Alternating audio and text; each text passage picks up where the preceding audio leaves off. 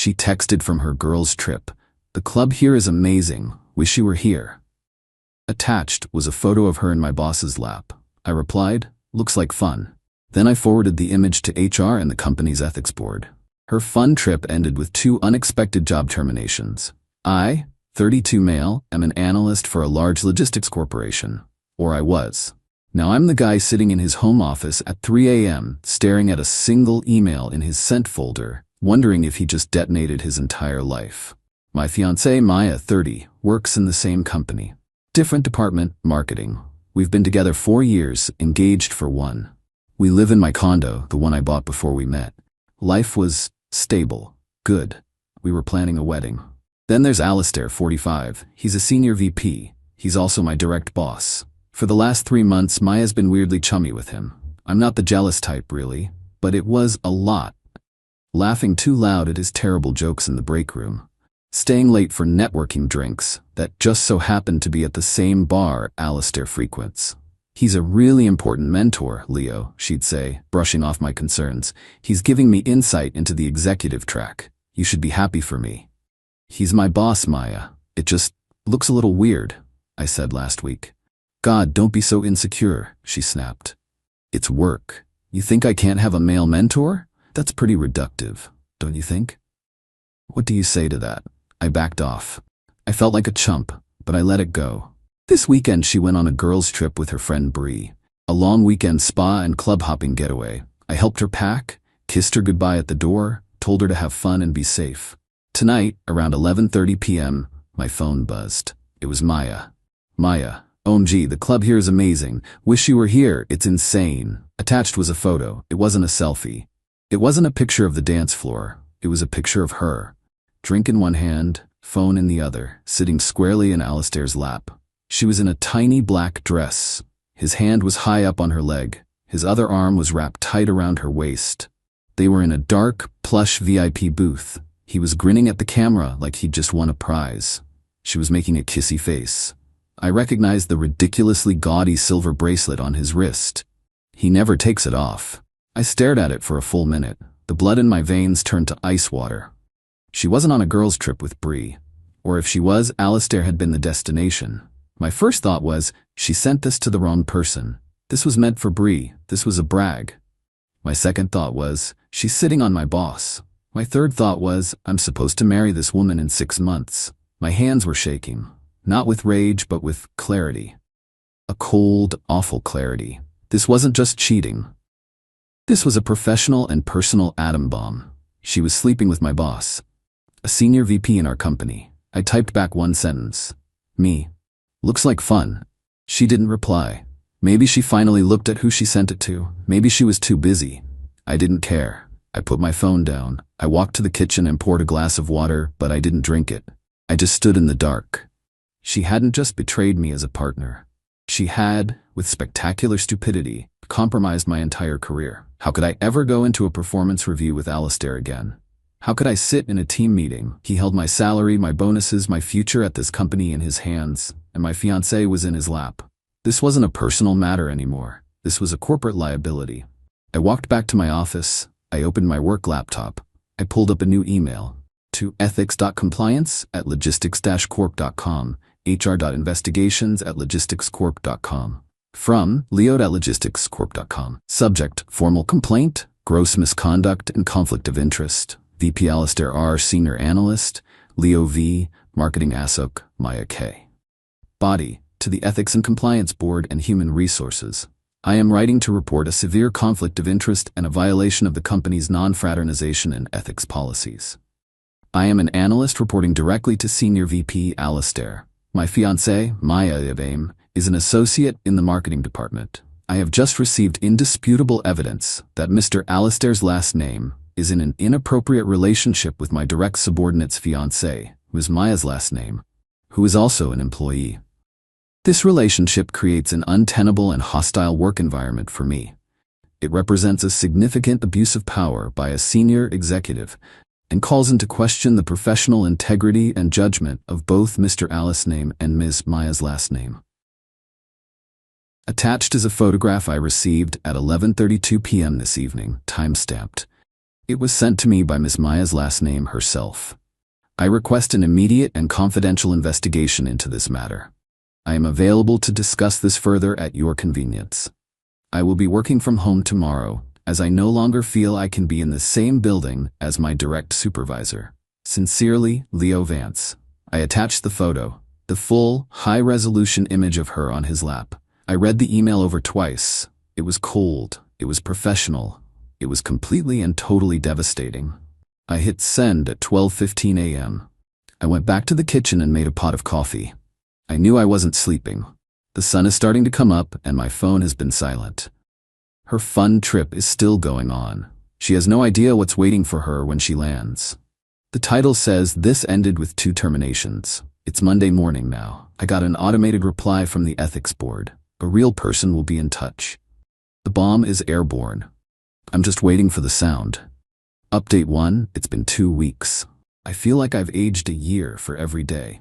The Monday after I sent the email was silent. I logged in from home as I'd stated. My email was a ghost town. No messages from Alistair. No where are you from my team.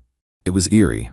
At 10 a.m., I got a call from a number I didn't recognize. It was a woman from the ethics board. Her voice was all business, zero emotion. Mr. Vance, thank you for your discretion. We have received your complaint. We are taking it extremely seriously. A formal investigation has been opened. Please do not discuss this with anyone, and I mean anyone.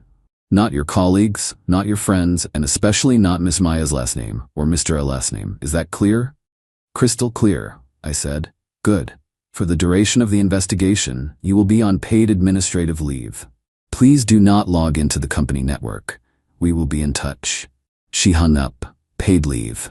Wow. They weren't messing around. The rest of the week was torture. I deep cleaned the condo. I went to the grocery store at 10 a.m. on a Tuesday just because I could. I reorganized my garage. I did everything possible to not think about Maya, who was due back on Tuesday night.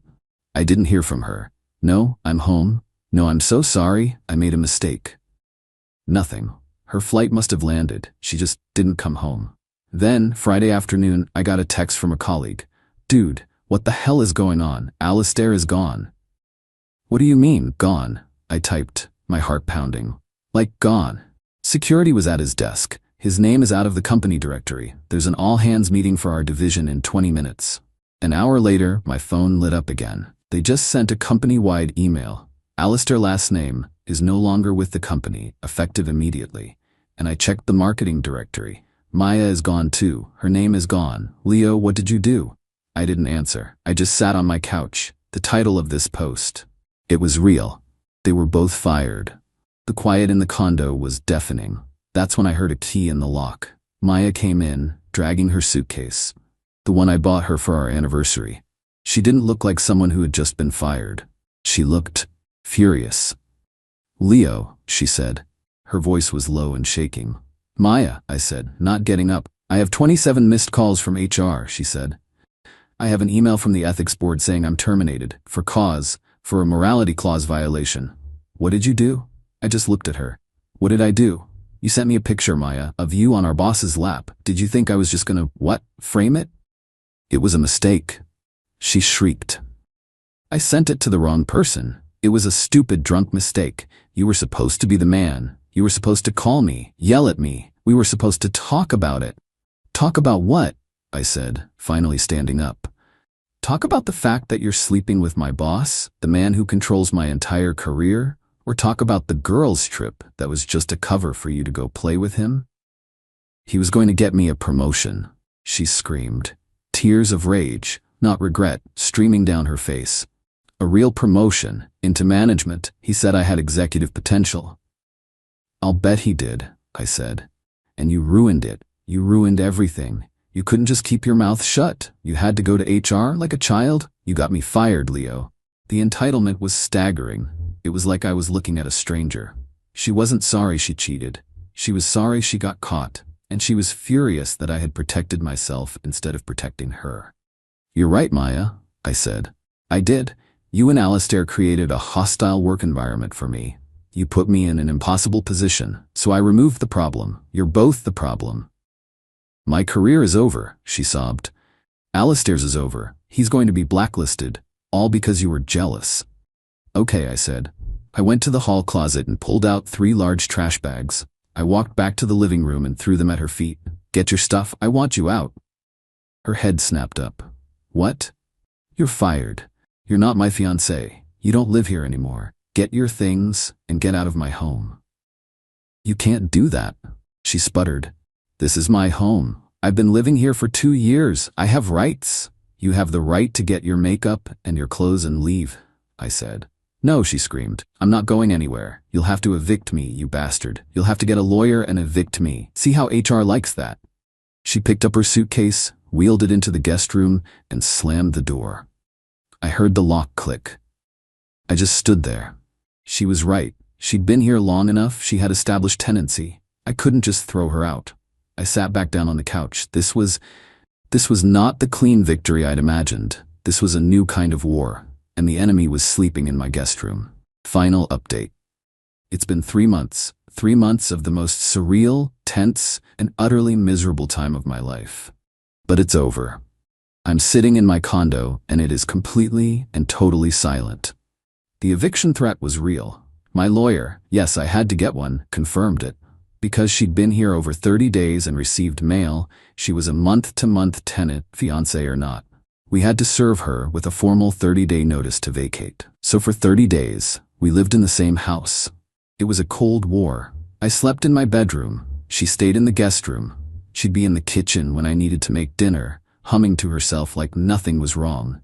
She used my utilities, my internet, my shower. She ate my food. Her entitlement was off the charts. You know, you're really the one at fault here, she said one night while I was trying to watch the news. I ignored her. No, really, she said, standing in front of the TV. If you had just been more ambitious, like Alistair, I wouldn't have had to look for mentorship elsewhere. You kind of drove me to him. I just stared at her.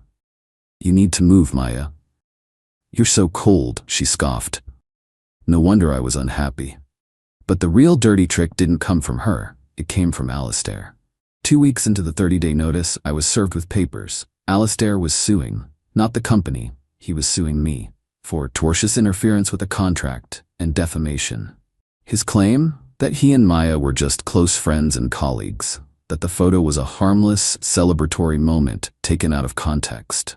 That I, in a fit of jealous rage, had maliciously misrepresented this platonic friendship to HR and the ethics board, causing him to lose his job and suffer irreparable damage to his reputation. He was seeking $500,000 in damages. I had to hire a second lawyer, a civil defense attorney. My administrative leave was over, but my career was still in limbo. The company's lawyers were focused on defending the company from Alistair's wrongful termination suit, which he'd also filed. But they made it clear that my civil suit was my problem. I was bleeding money. I was paying a mortgage on a condo my squatter ex was living in, and I was paying 2 sets of lawyers. I felt like I was drowning. This was the real-life part they don't show in the movies. The part where the villain tries to bleed you dry. I was at my breaking point. I had to get her out. The 30-day notice was up, and she was still there. We were filing for the formal eviction hearing. As part of that, my lawyer advised me to have a witness and to professionally pack and catalog all her belongings to be moved into storage the moment the eviction was granted. This weekend, my brother and I started the process. We went into the guest room. She was out meeting with her lawyer, aka getting coffee with Bree. We were bagging up her clothes, her books, her mountains of shoes. In the back of the closet was a box. It wasn't shoes, it was old electronics. And in it was her old work laptop. Not the new one the company had issued her, but one from a few years ago. Just label it old laptop and put it in the box, my brother said. Hold on, I said, I don't know why. A hunch. I opened it, the battery was dead, I plugged it in, it booted up, slowly, and it logged right in. No password. The desktop was a mess of old files, but one folder caught my eye. It was named Alistair Personal. My heart stopped. I clicked it. It wasn't love letters. It was work. It was spreadsheets, client lists, marketing pipelines, internal cost analysis documents, stuff that was way above Maya's pay grade. And then I saw the subfolders: competitor analysis, Apex, Nuco pitch deck, client transition plan. My blood ran cold. Alistair wasn't just mentoring her, He was planning to leave and start his own competing firm. And he was using Maya, my fiancée, an employee in the marketing department, to systematically steal proprietary data, client lists, and financial models from our company. The promotion she was so mad about losing? It wasn't a promotion at our company. It was her buy-in to his new one. This wasn't just an affair. This wasn't just an ethics violation. This was corporate espionage. This was a multi-million-dollar theft, and she was his accomplice. The photo she sent me, it wasn't just a drunk mistake. It was the ultimate, arrogant, we're winning brag from a woman who thought she was untouchable. I stopped packing. I took the laptop. I called my civil attorney. Stop the eviction filing, I said, and cancel my appointment for Monday. Instead, I need you to set up a meeting with the general counsel of my company. And I mean now. The meeting was on Monday morning. Me, my lawyer, and a room full of stony-faced company attorneys. I put the laptop on the table. I told them what I found. I gave them the password. An IT security guy plugged it in. His eyes went wide after about 5 minutes of clicking. He looked at the general counsel and just nodded. The general counsel looked at me. Mr. Vance, you have been on administrative leave. I am happy to inform you that your leave is over. You're being promoted with a 20% raise, effective immediately. We are also absorbing 100% of your legal fees related to Mr. Alistair's last name's civil suit. I almost fainted. What happens now? I asked. What happens now, the general counsel said, is that we are filing a multi-million-dollar civil suit against both Mr. Alistair's last name and Miss Strang for theft of trade secrets, breach of fiduciary duty, and conspiracy. His lawsuit against you will be resolved, and we will be turning this laptop and its contents over to the district attorney's office to pursue criminal charges. Alistair's suit against me was dropped within 24 hours. The company's lawyers took over the eviction. With the new evidence that Maya had been using my home to participate in a criminal conspiracy against the company, they got an emergency hearing. The judge granted an immediate writ of possession. She had 24 hours. I was there when the sheriff's deputies showed up. Maya was in the living room, on the phone, probably with her mom. "Ma'am, you have to vacate the premises immediately." "You can't do this," she shrieked, looking at me. "Leo, tell them, this is our home. You can't." "It's not your home, Maya," I said. The deputies were already moving her bags to the door. "And it's not our anything." You did this," she screamed, finally realizing. "The laptop, you found it. You couldn't just let me go. You had to ruin my life." "You were stealing, Maya," I said, my voice quiet. "You and Alistair, you weren't just cheating on me. You were committing a crime. You did this to yourself." "Where am I supposed to go?" she wailed as the deputies guided her out the door. "You've taken everything from me. I have nothing." "You should have thought about that before you hit send." "Ping," I said. I closed the door. I locked the deadbolt. I leaned against it and just breathed. It's over. Alistair and Maya are both facing a massive corporate lawsuit and a criminal investigation. Their careers aren't just over. They're incinerated. They're both buried so deep in legal trouble, it's doubtful they'll ever get out. As for me, I'm back at work. I have a new title. I have a new boss who seems to actually respect me. The condo is quiet. It's empty, and I've never been more relieved. It's not a happy ending. I lost 4 years of my life to a lie. But it's a just ending. I got my condo back, I got my career back, and they got exactly what they deserved.